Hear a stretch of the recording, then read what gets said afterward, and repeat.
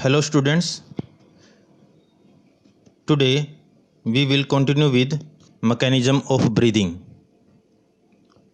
In our last lecture we covered respiratory organs and today we will cover mechanism of breathing. Breathing involves two stages. Inspiration, during which atmospheric air is drawn in, and expiration, by which the alveolar air is released out. Breathing के दो phase होते हैं, एक inspiratory phase जिसमें हम atmospheric air को अपने lungs में खींचते हैं और दूसरा एक्सपिरेटरी फेज जिसमें हम एल्वियुलर एयर को एटमॉस्फेयर में रिलीज करते हैं.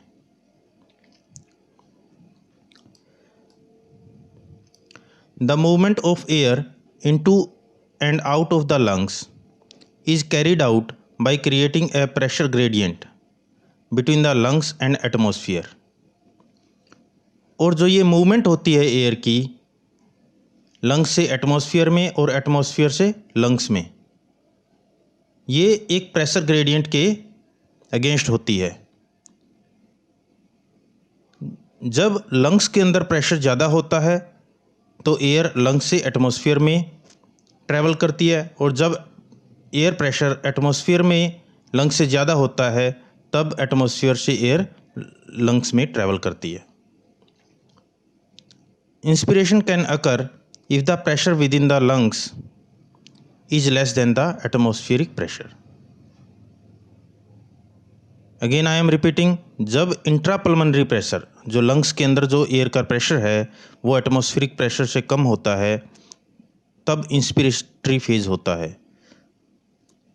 क्यों? क्योंकि उस टाइम एयर एटमॉस्फेयर से लंग्स में ट्रैवल करती है और इस फेज को बोलते हैं inspiratory phase. Similarly expiration takes place when the intrapulmonary pressure is higher than the atmospheric pressure. जब लंग्स के अंदर का एयर प्रेशर एटमॉस्फेरिक प्रेशर से ज़्यादा हो जाता है तब एयर लंग्स से एटमॉस्फेयर की तरफ ट्रैवल करती है and this phase is called expiration phase.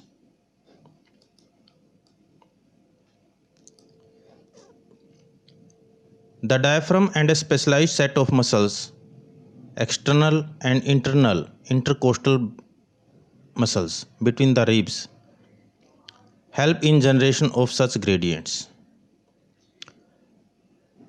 Now the pressure gradient which is responsible for inspiration and expiration is created by muscular force and the muscle used to produce that force is diaphragm and intercostal muscles. Intercostal muscle, as the name suggests, these are the muscles situated in between the ribs, and diaphragm is the muscle situated between thorax and abdomen. This diaphragm represents the partition between thorax and abdomen.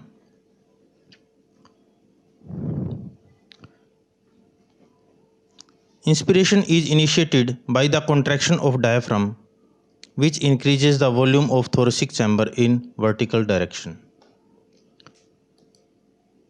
सबसे पहले हम inspiratory phase के बारे में पढ़ेंगे. Inspiration में diaphragm की muscle जब कॉन्ट्रैक्ट करती है तो डायफ्राम नीचे की तरफ मूव करता है और जब डायफ्राम नीचे मूव करता है तो जो थोरेक्स का वर्टिकल डायमीटर है वो बढ़ जाता है. So I am again repeating, inspiration is initiated by the contraction of diaphragm which increases the volume of thoracic chamber in vertical direction.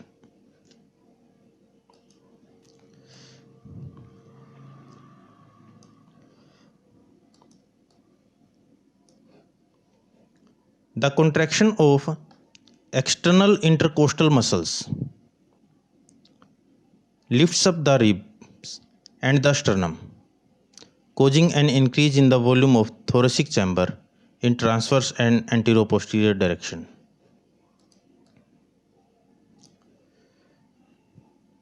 First, we study about the diaphragmatic muscle, which increases the vertical diameter of the thorax, and now we will study about the external intercostal muscles. The external intercostal muscles are situated between the ribs, and the direction of fibers of external intercostal muscle is downward and forward. The direction of fibers of the external intercostal muscles is just like the direction of your hand when you put the hand in your pocket. So when these external intercostal muscles contract, जब ये external intercostal muscles contract करती हैं, they pull the anterior portion of the ribs upward. So suppose here these are the external intercostal muscles. When they will contract in that direction, they will pull the anterior end of the ribs upward. And due to this pulling of anterior ends of ribs upward, the anteroposterior diameter of the thorax is increased. This movement is called pump handle movement of the ribs, because this is just like the movement of the handle of a pump. And secondly, when these intercostal muscles contract, they will pull the lateral ends of the ribs upward. This is the lateral end of the rib. When external intercostal muscles will contract, they will pull this end upward, and this will increase the transverse diameter of the thorax. जब external intercostal muscles contract करती हैं, ribs की दो movement होती हैं, एक pump handle movement, एक bucket handle movement. Pump handle movement में जो रिब्स का एंटीरियर एंड है वो अपवर्ड डायरेक्शन में पुश होता है, जिसकी वजह से उसका एंटीरियर पोस्टीरियर डायमीटर बढ़ जाता है.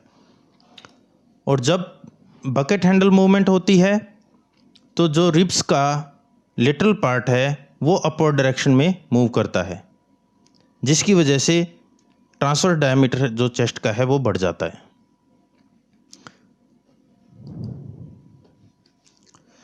So due to the contraction of diaphragm and external intercostal muscles, all the three diameters of thorax, vertical diameter, anteroposterior diameter and transverse diameter, all diameters of the thorax are increased.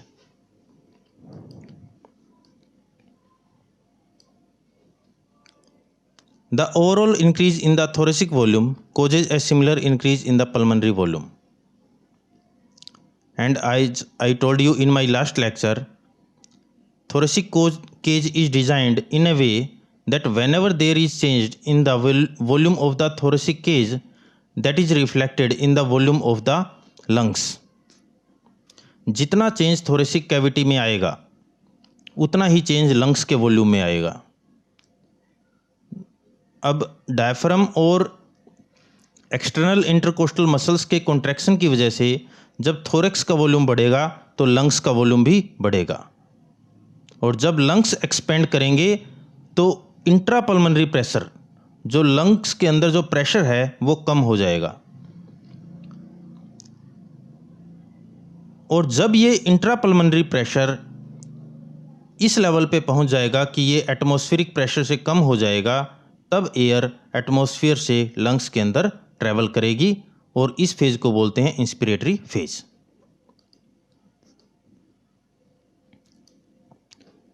Now about expiratory phase. Relaxation of the diaphragm and the external intercostal muscles returns the diaphragm and the sternum to their normal positions. जब diaphragm और external intercostal muscles जो contract किए थे पहले, जब वो relax करेंगे तो वो स्टर्नम को और रिब्स को वो अपनी नॉर्मल पोजीशन में ले आएंगे, जिसकी वजह से जो थोरेक्स का वर्टिकल एंटीरोपोस्टीरियर और ट्रांसवर्स डायमीटर बढ़ा था वो वापस कम हो जाएगा, जिसकी वजह से लंग्स का वॉल्यूम कम हो जाएगा।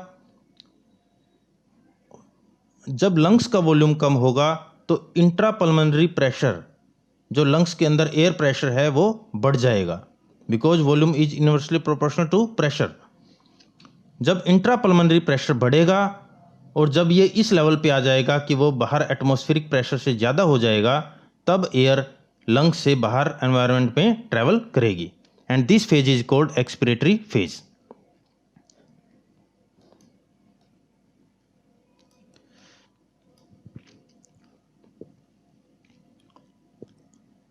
We have the ability to increase the strength of inspiration using muscles of neck and strength of expiration with the help of internal intercostals and muscles in the abdomen. Students, during normal respiration or normal breathing, only external intercostal muscle and diaphragmatic muscle, only these two muscles work. But whenever we are required of forceful inspiration or forceful expiration, then accessory muscles of respirations start working.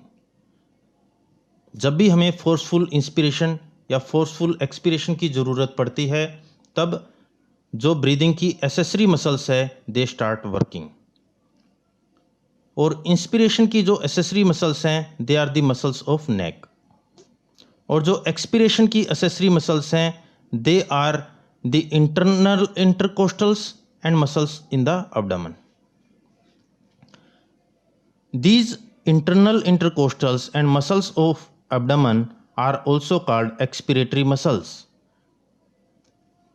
ये internal intercostal muscle और abdominal muscles normal breathing में काम नहीं करती हैं। ये सिर्फ जब हमें फोर्सफुल ब्रीदिंग करनी होती है, फोर्सफुल एक्सपिरेशन करना होता है, तभी ये इंटरनल इंटरकोस्टल मसल जो रिब्स के बीच में सिचुएटेड होती है, this works just opposite to the external intercostal muscles.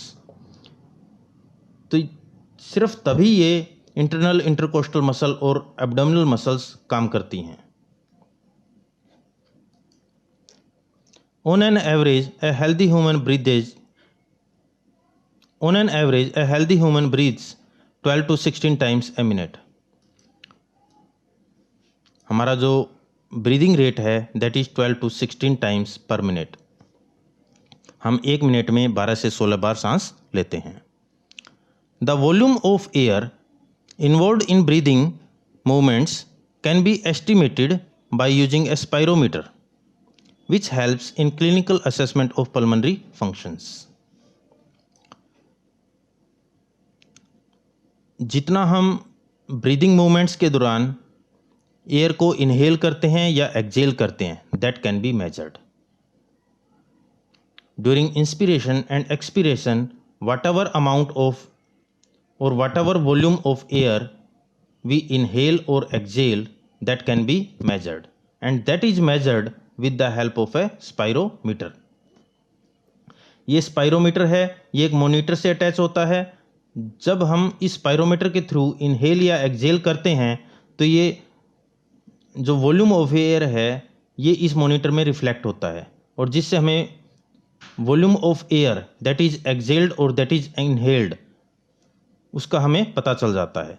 So spirometer is a device with which we can measure the volume of airs inhaled और exhaled, and this spirometer is used in clinical assessment of pulmonary functions. जब भी हमें lungs के function को assess करना होता है तब हम क्लिनिकल सेटिंग्स के अंदर स्पायरोमीटर का यूज करते हैं। Students, if you have any doubts regarding this topic, do mention in the comment box. We will answer you as much as possible, and if you want notes of this lecture you can download from the link given below. Thank you.